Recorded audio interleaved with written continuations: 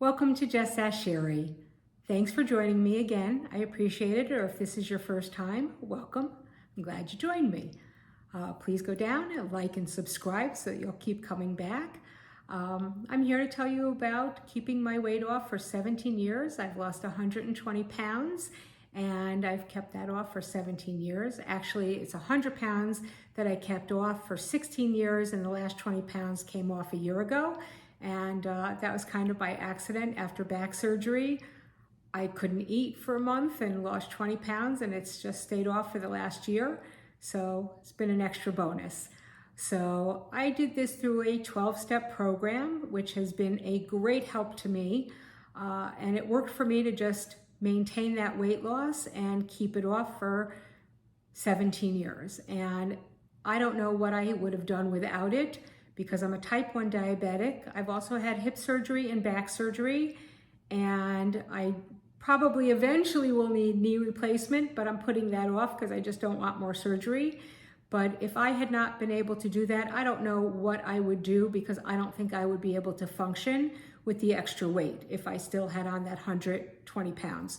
I have grandchildren, I work full time, I walk, I hike, I do lots of things, and if I had the extra weight, I really don't think I could do it. I want to help you be able to do what I do. For me, I had to eliminate certain foods from my diet completely. I cannot eat cake, pie, ice cream, just any dessert foods for me is a single serving. I can't have one slice of cake because I would keep eating it until it was completely gone. Other people can eat it in moderation. I'm just not one of those, but I do know people who do that, who've done the 12-step program that I've done, but everybody does a different program. So you have to have a sponsor you work with, and they will help you decide what your program is. And I've worked with someone, and her 12-step program is completely different from mine. She can have a small piece of cake or a small bit of ice cream and then not have any more, and she's fine. Everybody is different, so everybody has to work their own program. I want to help you find the right, not necessarily through me, but through listening to me, find someone to work with that will help you find the right program to work with that can help you. But the idea is to examine your life and see what needs to be corrected and go forward from there. Sometimes you need to go back and examine, maybe go back and correct what was wrong from before, maybe make some amends with some people that you have wronged in the past. Figure out where you need to correct some things that you've done wrong in the past. Maybe think of some things that have bothered you in your past. I had to kind of re-examine maybe my old relationships with food, because food was a comfort for me.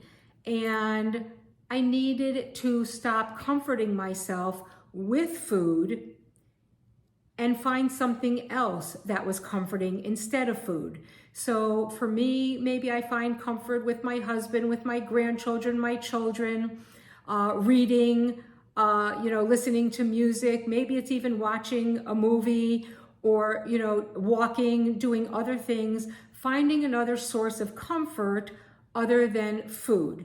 Because I could, I don't know if you do this, but I would eat something, and even if it didn't taste good, I'd keep eating it. And I would even say to myself, gee, this doesn't taste really good, and I'd keep eating it. What's that? Like, why am I eating something if it doesn't taste good?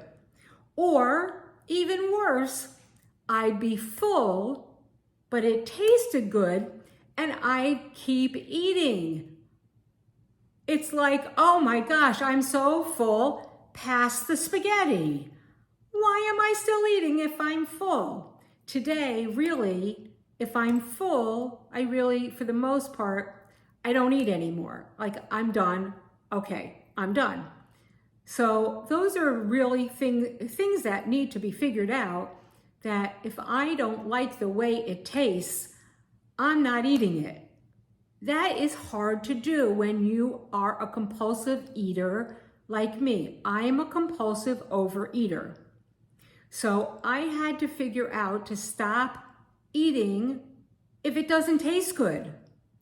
I had to figure out to stop eating if I'm full. Those are very hard things to do. With that, I'm going to stop for a second and ask you to go down and like and subscribe to my channel so you keep coming back and hopefully gain more information. So those are things very hard to learn. A lot of it is breaking habits. Habits are very, very hard to break. Almost anybody who's ever broken a habit will tell you. When I quit smoking, and I think I've said this in previous videos, I smoked for 13 years. I started smoking when I was 10, believe it or not, which is really crazy. It was all a stupid thing. I was at a beach club that we were a member of. It was kind of a cheap beach club, but it was a beach club nonetheless. And there was a play that I was in as a 10-year-old kid. And there was an older girl, I think she was probably 15 or 16, and she smoked. And I said, "Oh, can I have a puff?" And she said, "You're 10. And I said, "Yeah, I know, I want a puff." So I thought I was being a big shot. And she said, "Okay." And she thought, "Okay, I'm gonna choke, you know?" And so she said, "Here." And so I took it and I held it in because I didn't want to start coughing and whatever, because I was gonna be a big shot. And I held it in, but afterwards, like, I was green. And then I thought, I'm gonna try again. And because everybody smoked in those days, all the older kids, and I wanted to be cool like an older kid. So I smoked, and then I really started smoking, and I kept smoking, and I started smoking. I was 10 years old. And then I started stealing cigarettes from my mother, and I continued. And then I started being a smoker. And I smoked until I was 23 years old. And then I quit because there was a blizzard and I couldn't go buy cigarettes. And then I was done. And I kept reaching for a cigarette for a year and a half. So it took me a really long time to quit smoking, to stop reaching for that cigarette. And I kept smoking. So it took me a year and a half to quit smoking, and it's hard to break a habit. It takes a long time. I kept opening my drawer at work, kept reaching for a cigarette, and it was hard to break that habit. So like that, with eating, it's hard to break a habit. Even if the food doesn't taste good, you keep reaching for it because it's a habit. So always hard to break a habit. So what I want to say is, you have to break the habit, and it's hard to do. So with that, going through this 12-step program, it's all about taking the time and forcing yourself little by little every single day to break a habit. And there's a lot of steps to the program. A lot of it is asking your higher power for help. For me, that's God. I believe in God. Not everybody does.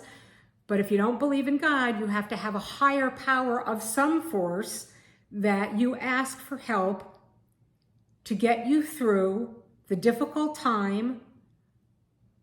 And also, I would ask God, I would pray for other people. And I found that praying for other people helped me get through that tough time because I was asking for other people as well. So when you ask for other people to have help, I think it's like karma, for lack of a better term. If you don't believe in God, it's like karma.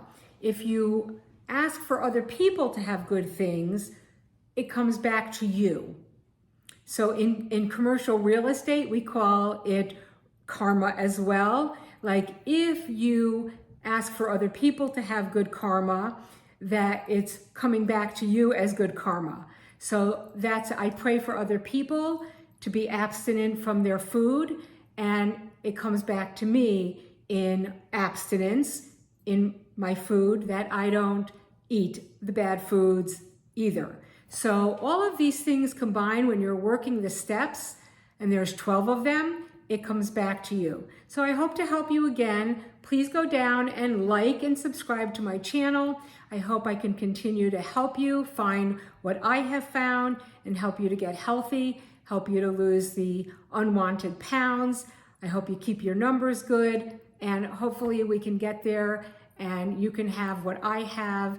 And please just ask Sherry, and you can comment below if it's worked for you or if it's helping you. Please let me know if you have questions. I hope I can answer. If you want it to be private, just ask Sherry, SHERRIE @gmail.com. And thanks for coming, and I wish you the best. Just ask Sherry @gmail.com. Good luck. Thanks.